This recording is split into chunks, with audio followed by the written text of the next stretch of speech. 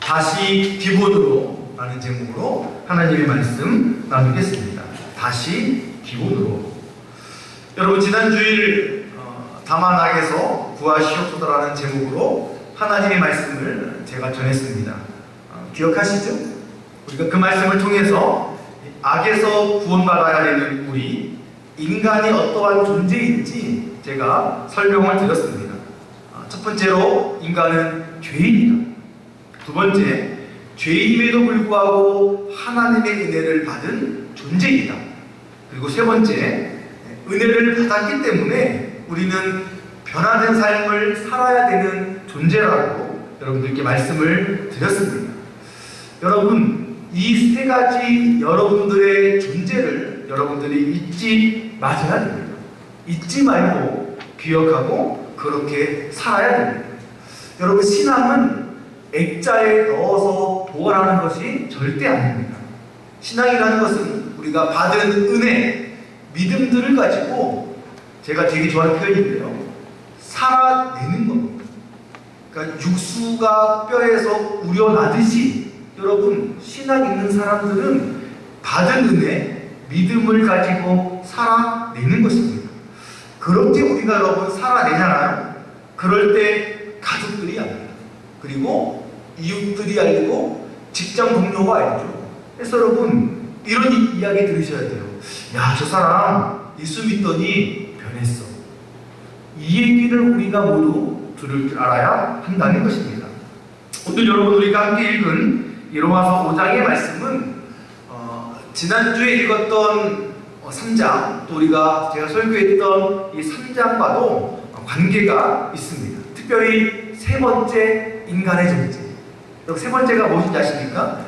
변화된 삶을 살아야 되는 존재라고 했죠. 그것과 오늘 이 5장 말씀이 연관이 되어 있습니다. 그래서 사도 바울은 이 변화된 삶을 살아야 되는 우리들에게 사도 바울이 말하죠. 이신득의, 이신칭이라고 하는 말을 했습니다. 여러분, 이것은 우리 신학에 있어서 아주 기본이 되는, 그렇죠? 정말 중요한 신학이죠. 의미가 무엇입니까?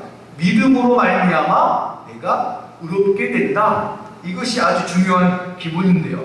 그래서 여러분, 우리가 믿음으로 말미암아 새롭게 되었기 때문에 우리가 변화된 삶을 살아가는 것은 당연한 것입니다.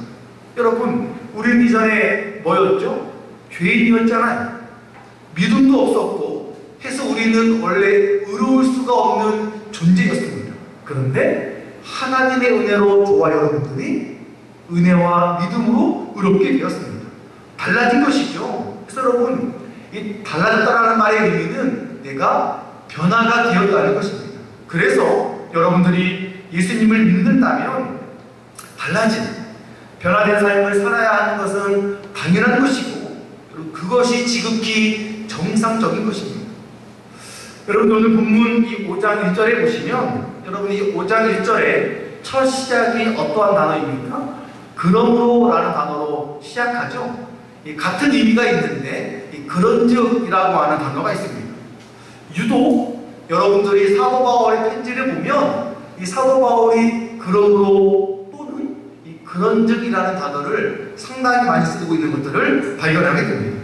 그래서 여러분, 이 그런즉, 그러므로라는 단어는 어떤 데 쓰는 거냐면 이 앞의 내용이 이 뒤의 내용에 있어서 이유나 원인, 근거가 될 때 그러므로라는 단어를 사용합니다. 즉 무슨 말인가 하면 중요한 무언가를 설명할 때 앞에 거를 설명한 다음에 그러므로라고 하고 그 뒤에 것을 설명하는 것이죠. 해서 오늘 우리가 읽은 로마서 이 5장도 이 사도 바울이 무언가 중요한 것을 전하기 위해서 5장 1절에 그러므로라고 하면서 시작을 합니다. 여러분들이 로마서를 얼마나 많이 읽었는지 모르겠지만, 여러분들 우리가 오늘 읽은 게 5장이었죠. 로마서 1장부터 4장까지 보면 여러분, 성경이 로마서 1장부터 4장까지 걸치면서 말하는 핵심이 두 개가 있습니다. 무엇이냐면, 첫 번째, 온 인류가 죄를 지었다. 그러니까 우리 인간이 뭐다? 죄인이라는 것이죠. 자, 두 번째가 무엇이냐면, 그런데 하나님께서 우리가 지은 죄에 대한 하나님이 해결책을 준비해 놓으셨다 이겁니다. 여러분, 이것이 이 로마서 1장부터 4장까지의 중요한 두 가지 핵심인데요. 제가 이 이야기를 지난주 한 거예요. 그러니까 지난주 저의 설교와 로마서 4장까지의 핵심이 거의 같습니다. 여러분, 요것을 제가 한 문장으로 말하면 이렇습니다. 죄인된 우리를 구원하시기 위해서 하나님께서 예수님에게 우리의 죄를 대신 지도록 했다. 여러분, 이것이 로마서 4장까지의 핵심입니다. 이것은 여러분, 제가 공부를 했지만 이 신학에 있어서 아주 기본 중의 기본이고 또 핵심 중의 핵심인 복음입니다. 때는 여러분, 그래서 우리가 이 로마서 4장까지만 봐도 문제 없습니다. 무슨 말이냐? 우리가 구원받는 것에 있어서 4장까지만 봐도 부족함이 없다는 것이죠. 그런데 재밌는 건 오늘 로마서가 4장으로 끝나는 것이 아니라 5장으로도 이어지고 있다는 거예요. 그러면 아니 4장까지도 완벽한데 왜 굳이 로마서가 5장까지 이어지는 것일까요? 여러분, 이 4장까지 복음의 핵심을 다 기록했지만 사도 바울이 볼 때 조금 더 완벽함을 추구하기 위해서 사도 바울이 5장을 쓰고 있는 것입니다. 그래서 이제 말씀한 것처럼 그러므로 라는 단어를 사용하면서 우리에게 또 다른 아주 중요한 부분을 사도 바울이 설명하고 있습니다. 여러분, 지금 제가 이것을 중요하다고 말하는 것은 이제부터 제가 여러분들에게 말하고자 하는 것이 우리 신앙의 기본이기 때문입니다. 아주 중요한 기본. 여러분, 기본이지만 기억하세요.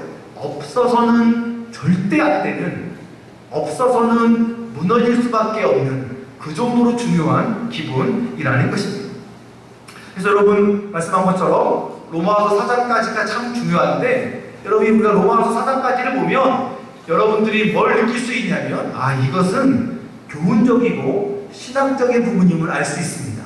그런데 이제 5장으로 가면 사도 바울이 말한 그런 교훈적이고 이론적인 것을 이제 사도 바울은 실천적으로 우리에게 요구하고 있습니다. 우리 한번 오늘 본문이었는데요. 우리 5장 1절 한번 읽어볼까요? 시작! 그러므로 우리가 믿음으로 의롭다 하심을 받았으니 우리 주 예수 그리스도로 말미암아 하나님과 화평을 누리자. 여러분, 지금 우리가 읽은 5장 1절에는요 독특한 구절입니다. 왜냐? 이론적인 부분과 실천적인 부분이 동시에 들어가 있죠.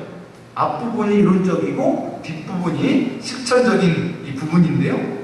자, 여하튼 여러분, 앞에 있는 설명하는 부분, 우리가 믿음으로 의롭다 하심을 받았다, 이게 이론적인 부분이죠. 아까 말한 이신 칭의, 이신 득의입니다. 즉, 저와 여러분들은 믿음으로 말미암아 구원 받았습니다. 아멘.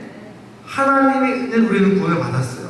그래서 하나님의 은혜로 구원받은 저와 여러분들은 이전과는 다른, 그러니까 변화된 삶을 살아야 됩니다. 근데 여러분, 우리가 살아야 될 변화된 삶에도 기본이 있습니다. 반드시 우리가 지켜야 되는 기본. 그다음 여러분, 우리가 이 믿음으로 의롭다를 받은 저와 여러분들이 우리가 다시 돌아가서 우리가 회복해야 돼요. 지금 참 어려운 시기죠. 이 시기에 우리가 회복해야 될 기본은 과연 무엇일까요? 우리 한번 1번 다 같이 읽어볼까요? 시작! 하나님과 화평해야 합니다.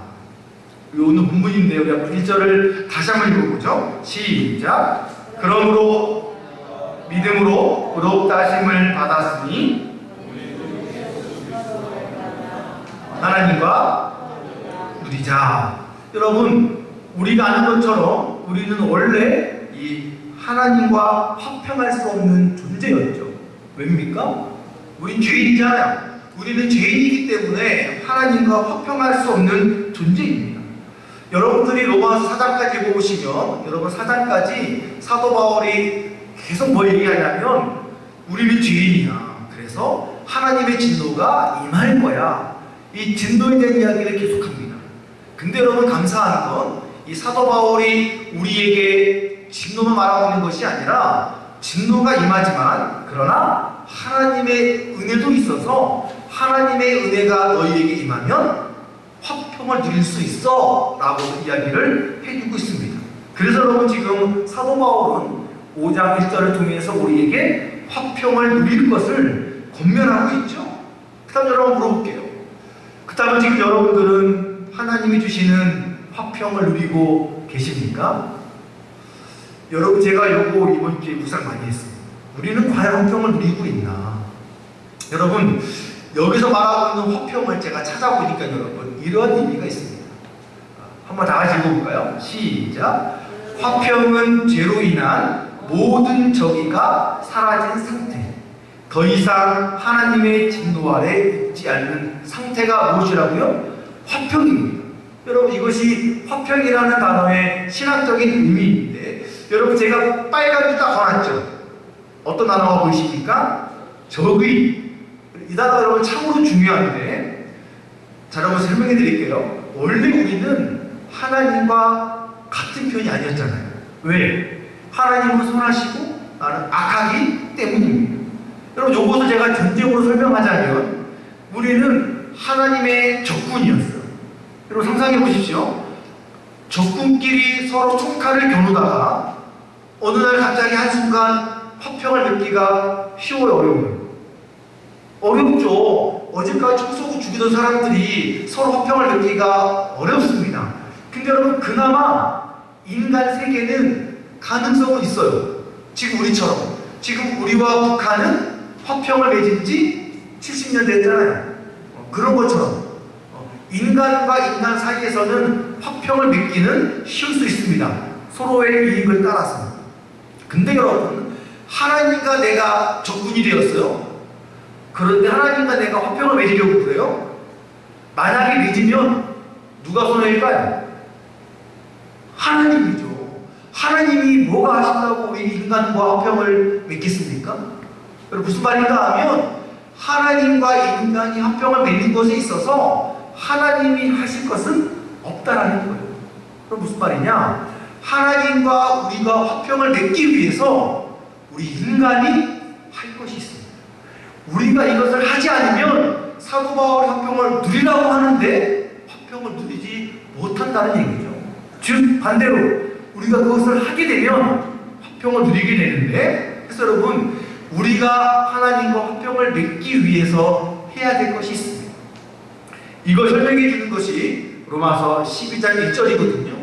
아주 유명한 말씀입니다. 한번 다시 읽어볼까요? 시작. 그러므로 형제들아 내가 하나님의 모든 자비하심으로 너희를 권하노니 너희 몸을 하나님이 기뻐하시는 거룩한 산 제물로 드리라. 이는 너희가 드릴 영적 예배니라. 여러분 이 말씀 다 외우시죠? 너무 유명한 말씀이고 참고로 지난해였나요? 우리가 2달 동안 로마서 12장 그리스도인이라는 성경책으로 우리 공부했습니다. 여러분들이 우길 것 같아가지고 제가 증거 자료 짠! 요 책 기억나시죠? 여러분 우리가 이 책을 가지고 로마서 12장만 우리가 무려 2달, 3달인가요? 우리가 12장만 공부했습니다. 그때 여러분 제가 여러분들에게 아까 조금 전에 읽었던 로마서 12장 1절을 제가 한 단어로 이것이다 라고 말한 적이 있습니다. 기억 안 나시죠? 여러분 12장 1절이 무슨 말이냐면 저와 여러분들을 하나님께서 기뻐하시는 거룩한 산제사, 산제물로 드리는 거예요. 그러니까 우리가 하나님의 드리는 제사에 뭐가 되는 거예요? 동물이 되는 겁니다. 여러분 그 당시에 동물을 드릴 때는 살려드려요? 죽여드려요? 죽이잖아요. 그래서 여러분 그때 제가 뭐라고 했냐면 로마서 12장 1절을 한 단어로 말하면 항복이라고 얘기했습니다. 항복. 여러분 무슨 말입니까? 전쟁 중에 흰 깃발을 보이고 내가 두 손 들고 항복한다는 것은 내 목숨을 적군에게 맡기는 거예요. 네가 나를 죽이든 살리든 지금은 항복이다 라는 것이 여러분 항복의 의미지 않습니까? 여러분 마찬가지입니다. 여러분들이 예수님을 믿고 우리가 변화된 삶을 살기 위해선 여러분의 목숨까지도 하나님께 맡기는 항복이 필요합니다. 즉 여러분들의 모든 것을 내어드리는 항복이 있을 때, 여러분들이 하나님 앞에 두 손 들고 항복할 때, 그때 하나님이 우리가 누릴 수 있는 뭘 주시는 거예요? 화평을 주시는 거예요. 그런데 우리가 하나님을 믿는다고 하면서 하나님께 항복도 하지 않아요. 화평이 올까요? 안 올까요? 올 수 없다는 것입니다. 여러분 아까 얘기했잖아요. 화평은 내 안에 적이가 없는 거예요. 적군에 대한 적이가 없는, 항복해야 없어지는 겁니다. 적이가. 해서 내가 하나님께 항복할 때 하나님 두 손 들고 나아갑니다. 나를 받아 주시옵소서라고 할 때 하나님이 우리를 받아주실 때 그때 우리에게 임하는 것이 바로 하나님이 주시는 화평, 평안이라는 것입니다. 그래서 여러분 하나님께 항복하십시오. 아직까지도 여러분들이 무언가를 혼자 해보겠다고 하나님을 옆으로 지쳐두고 여러분 계속 그러면 우리 안에는 화평이 아닌 화가 생겨요. 당연하겠죠? 하나님이 아니라 내가 무언가를 하려고 하다 보니까 문제가 생기는 거예요. 트러블이 생기죠. 화가 생기죠. 불통하게 되죠. 그러나 내 모든 것들을 다 맡기고 주님께 드리면 누가 주인이십니까? 하나님이 주인 되시고 하나님께서 나의 주님 되시기 때문에 하나님이 일하십니다. 그때 하나님이 우리에게 주시는 여러분 화평을 우리가 누릴 수 있다는 것입니다. 여러분 새로운 변화된 삶 기대하십니까? 하나님께 항복하심으로 하나님 주시는 화평 누리시기를 주님의 이름으로 축복합니다. 아멘. 자, 두 번째로 믿음으로 의롭다함을 받은 저와 여러분들이 우리가 다시 돌아가서 회복해야 될 이 두 번째 기본은 과연 무엇일까요? 우리 한번 이번 읽어볼까요? 시작. 하나님을 자랑해야 합니다. 무엇이라고요? 하나님을 자랑해야 됩니다. 그래서 여러분 우리가 항복을 통해서 항복한 사람들이 하나님이 주신 화평을 누렸다면 어떻게 살아가야 될까요? 오늘 본문 2절입니다. 그럼 다 같이 읽어볼까요? 2절 시작. 또한 그로 말미암아 우리가 믿음으로 서 있는 이 은혜에 들어감을 얻었으며 하나님의 영광을 말하고 즐거워하느니라. 여러분 지금 2절에 보시면 사도 바울이 마지막에 뭐라고 얘기합니까? 하나님의 영광을 말하고 즐거워하라 라고 말씀하고 있죠. 여러분 이 말의 의미는 무엇이냐면 우리가 하나님께 항복하고 하나님이 주시는 화평 가운데 지내면서 하나님 아버지 앞에 예배를 드리며 그 예배 가운데 즐거움을 누리라고 말하고 있는 것입니다. 그래서 여러분 지금 이 우리가 예배의 기쁨을 누릴 수 있는 누려야 되는 이유를 설명하고 있죠. 제가 한번 읽어봤는데요. 여러분 2절의 앞부분입니다. 우리 한번 찌란 부분 한번 읽어볼까요? 시작. 그로 말미암아 우리가 믿음으로 서 있는 이 은혜에 들어감을 얻었으며. 여러분 거기까지 여러분 이 말씀 보시면 일단 우리가 그 은혜에 들어갈 수 있는 것은 누구 때문인 거예요? 그 예수님으로 말미암아라는 것입니다. 쉽게 말해서 예수님을 통해서만 저와 여러분들은 하나님께 나아갈 수 있습니다. 그런데 여러분 그 표현을 뭐라고 말합니까? 은혜에 들어감을 얻었다. 다시 한번 그로 말미암아 예수님으로 말미암아 우리가 그 은혜에 들어감을 얻었다라고 이야기하죠. 여러분 이 말의 의미가 무엇이냐면 여러분 기억나십니까? 구약시대 때 성막이 있고 성소가 있고 지성소가 있죠. 여러분 지성소에는 누가 임재해 있습니까? 하나님의 영이 임재해 있습니다. 그곳엔 누구만 들어갔죠? 대제사장. 그 외에는 들어가면 죽습니다. 대제사장도 죄를 지은 채로 들어가면 죽게 되어 있어요. 지성소라는 곳에는 너무 거룩해서 아무나 들어가지 못합니다. 그런데 오늘 그 말씀인 거예요. 그 지성소에 이제 우리가 누구로 말미암아? 예수님으로 말미암아 들어갈 수 있는 은혜를 얻었다라는 거예요. 아무나 못 들어가던 그 지성소 누가 들어가는 거 이제 우리가 들어가는 거예요. 그러니까 사도 바울이 기뻐하라는 거예요. 야, 그 전까지 아무도 못 들어갔잖아. 너희들 예배를 통해서 즐거워해야 돼. 기뻐해야 되라는 이유를 설명하고 있습니다. 그래서 여러분, 저는 여러분들이 오늘 이 시간 하나님께 예배를 드릴 때마다 하나님께 영광을 돌리고 또 저는 여러분들이 즐거워하시기를 주님의 이름으로 축복합니다. 여러분, 예배가 즐거우셔야 돼요. 기쁘셔야 돼요. 그래야 다음 주에 또 오고 싶잖아요. 그리고 그 다음 주에 또. 그래서 여러분, 우리가 하나님께 항복해서 하나님이 주시는 평안을 누리는 사람들은 기쁨을 누려야 됩니다. 그리고 여러분은 2절, 아까 두 번째 보시면 제가 또 진하게 그었는데, 자, 다시 한번 읽어볼까요? 아래 부분 시작. 하나님의 영광을 바라고 즐거워하느니라.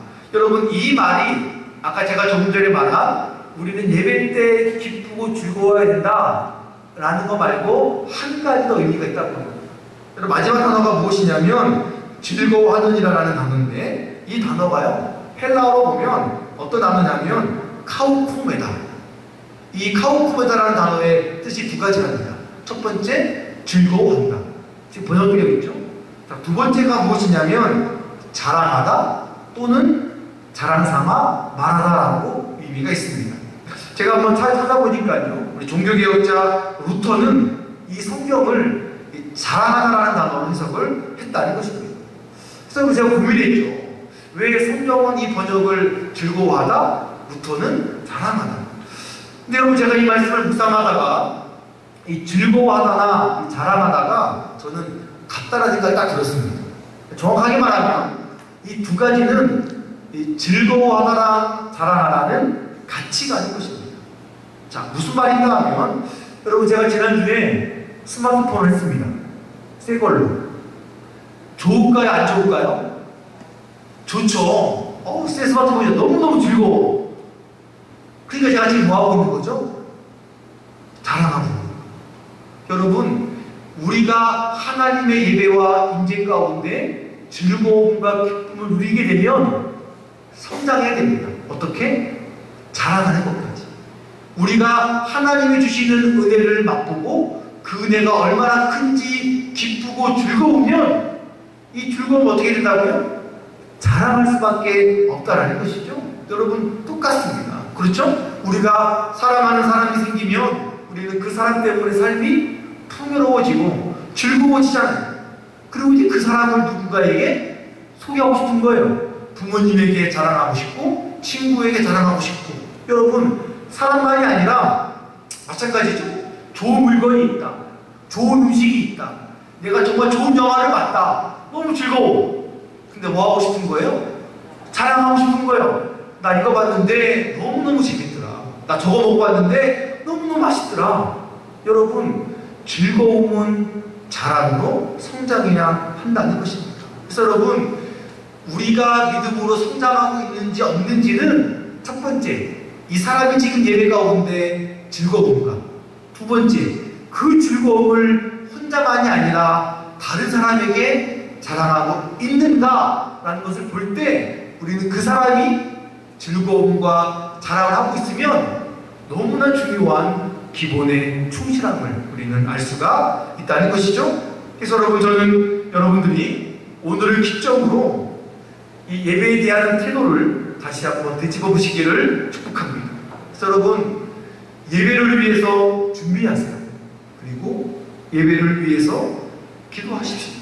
주일 아침 예배의 순서를 기억하시면서 기도하시고, 또 하나님께 예물을 드릴 때에도 미리 준비하는 자세들, 그리고 오늘 목사님을 통해서 어떤 말씀이 증거되어질 것인지 기대하고, 여러분, 그 기대로 오지 않습니까?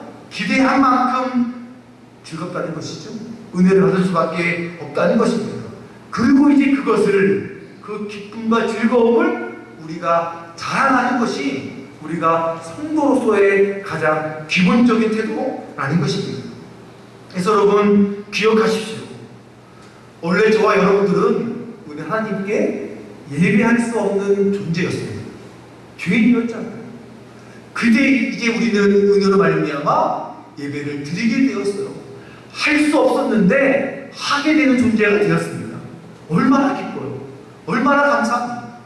그리고 이제 그 기쁨과 그 즐거움을 다른 사람에게 우리는 전해줘야 되는 자랑하는 자들이 되어야 한다는 것입니다. 그것이 바로 저와 여러분들이 오늘날 다시 돌아가야 될 기본이라는 것입니다. 아멘. 마지막 세 번째로, 믿음을 어렵다고 하던 우리가 다시 돌아가서 회복해야 될 세 번째 기본은 무엇일까요? 한번 3번 다 같이 읽어볼까요? 시작. 즐거워해야 합니다. 다시 한번 시작. 환난 중에 즐거워해야 합니다. 여러분, 제가 딱 지켜보니까요, 신앙생활을 잘하시는 분들, 또 연차가 오래되신 분들, 물론 차이는 있겠지만 대부분 반 이상은 이 예배 때 감격에 잘 들어갑니다. 예배 시간에 일찍 와서 기도로 준비하고 마음을 차분하게 묵고, 여러분 그런 준비가 되어 있기 때문에 묵도와 동시에 은혜 가운데 들어가죠. 제가 이제 그런 분들을 보면 예배 후에 눈에 눈물이 글썽이는 분들도 많이 봅니다. 무슨 말입니까? 예배 때 은혜를 받은 거예요. 근데 여러분, 저는 그러한 분들에게 한 가지를 더 기대해 봅니다. 오늘 본문 3절이죠. 다 같이 한번 읽어볼까요? 시작. 다만 이뿐 아니라 우리가 환난 중에도 즐거워하나니 이는 환난은 인내를. 여러분, 오늘 말씀 3절의 첫 시작이 무엇입니까? 다만 이뿐 아니라. 무슨 말이죠? 무언가가 더 있다는 겁니다. 즉 이거죠. 너희가 하나님께 예배를 드릴 때만 즐거워할 것이 아니야, 하나 더 있어 라고 이야기하는 거예요. 여러분, 오늘날 잘못된 성도주 중에 하나가 무엇이냐면 예배 때만 즐거워요. 예배 때만 은혜로워요. 그런데 집에 가서는 똑같아. 여러분, 그것은 아니라는 거죠. 사도 바울이 뭐라고 말합니까? 다만 이뿐만 아니라. 무슨 말인가 하면 믿음으로 말미암아 구원받은 우리들은 예배 가운데 즐거워하고 예배를 자랑하는 것은 당연한 거예요. 거기다 하나 더, 집에 돌아가서 삶을 살아갈 때 환난이 온다 할지라도 즐거워하라는 것입니다. 여러분, 제가 목회하면서 받는 질문 중에 하나가 이거죠. 목사님, 제가 이제 예수님 믿기 시작했는데 예수님 믿는 때부터 집에 어려움이 생겨요. 예수님 믿으면 좋은 일만 생겨야 되는 거 아니에요? 여러분, 그렇습니까? 저는 좋은 일 생기기를 기도합니다. 근데 여러분, 많은 사람들이 오해하고 있는데 예수님 믿는다고 해서 아무런 문제가 없을 거라는 것은 착각입니다. 그렇죠? 우리가 예수님을 믿어도 삶에 어려움이 생기고 환난이 닥치는 건 동일합니다. 성경에 보세요. 요새, 다윗, 사도 바울, 모든 사람들이 환난과 고난이 없는 사람들이 없었습니다. 근데 여러분, 우리가 세상과 다른 것은 무엇입니까? 환난 중에도 포기하지 않고 즐거울 수 있다는 것입니다. 내 삶에 어려움이 와도 세상 사람처럼 포기하거나 좌절하거나 절망하지 않고 기대함을 가지고 나아갈 수 있다는 것이죠. 그래서 여러분, 우리가 세상 사람과 우리의 믿음의 사람들이 가장 큰 차이는 환난이 내 삶에 있느냐 없느냐가 절대 아닙니다. 차이점은 바로 환난에 대한 자세와 시각이라는 것이죠. 그 문제를 어떻게 내가 바라보느냐, 어떻게 해결하느냐, 어떻게 대처하느냐가 세상과 믿는 자들이 다르다는 것입니다. 그래서 여러분, 성경은 말합니다.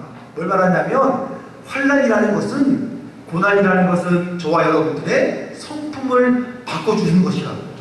환난을 우리가 인내로 받아들이면 인내를 통해서 나에게 어떤 성품들이 훌륭하게 만들어지죠. 그래서 여러분, 이 환난과 연단은 우리 성도들의 인격과 성품을 훈련시키는 도구입니다.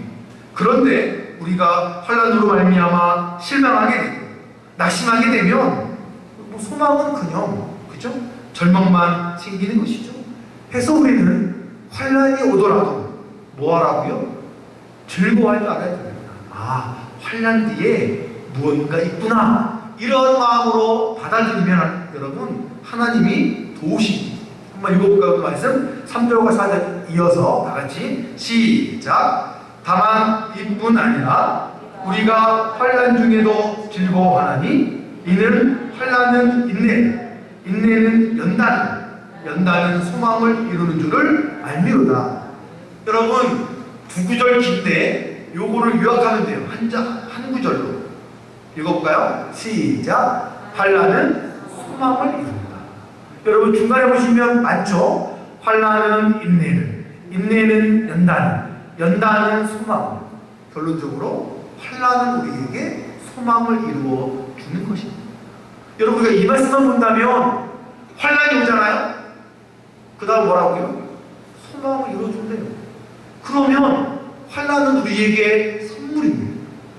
그래서 내 삶 가운데 육신의, 경제적인, 자녀의, 직장에 환난이 와도 인내함으로 우리가 참고 하나님 안에서 기도하고 하다 보면 하나님은 반드시 환난 끝에 뭘 주신다고요?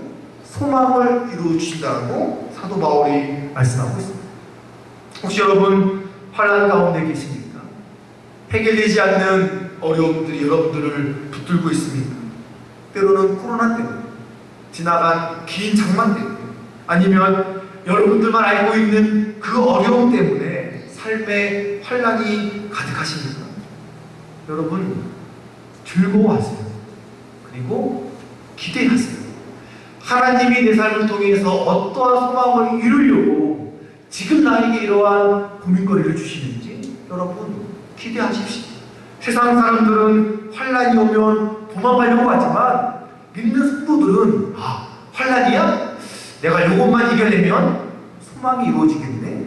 여러분 그 태도가 오늘날 우리에게 필요하다는 것입니다. 소망은 환난을 통과하면서 인내할 때 이루어지는 것이 바로 소망인 것이죠. 그래서 여러분들에게 환난이 있다, 인내하십시오. 조금만 더 참으십시오. 나와 주님께 예배하며 승리로해주십시오. 그때 여러분 삶 가운데 하나님이 인내 가운데 소망을 이루어 주십니다. 여러분 우리 한국에 기독교가 들어온 지 130년이 훌쩍 지났습니다.